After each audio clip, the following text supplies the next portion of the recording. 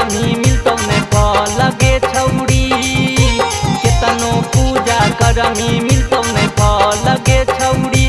दिलवा तोड़ी के ढारोही भोले बाबा पर चल गे छौड़ी, दिलवा तोड़ी के ढारोही भोले बाबा पर चल गे छौड़ी।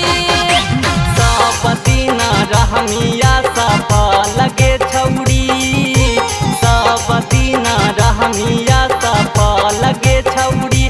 दिलवा तोड़ी के ढारोही भोले बाबा पर चल गे छौड़ी, दिलवा तोड़ी के ढारोही भोले बाबा पर चल गे छौड़ी।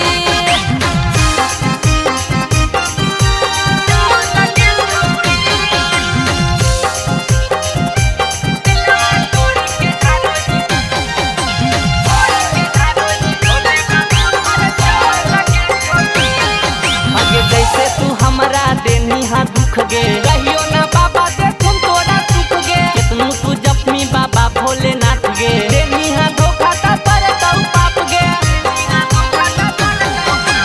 जैसे तू हमरा देनी हा दुख गे, कहियो ना बाबा देखुम तोरा सुख गे। कितनु तू जपमी हर हर भोलेनाथ गे, देनी हा धोखा ता पर तौ पाप गे। आगे करथुन नाही समस्या के तो रह लगे छौड़ी, करथुन नाही समस्या के तो रह लगे छौड़ी। दिलवा तोड़ी के ढारोही भोले बाबा पर चल गे छौड़ी, दिलवा तोड़ी के ढारोही भोले बाबा पर चल गे छौड़ी।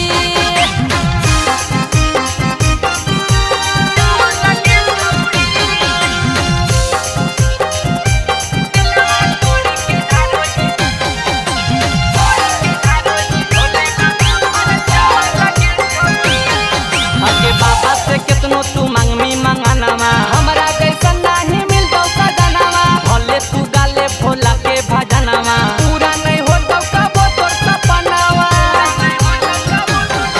आगे बाबा से कितनो तू मांगमी मंगानावा, हमरा कैसन नाही मिलतो सजनावा। भले तू गाले भोला के भजनावा, पूरा नहीं होतो कबो तोर सपनावा। आगे अनुपम बेदर्दी से कहीं छल गे छौड़ी, राइटर सुदामा से गेनी बदल गे छौड़ी।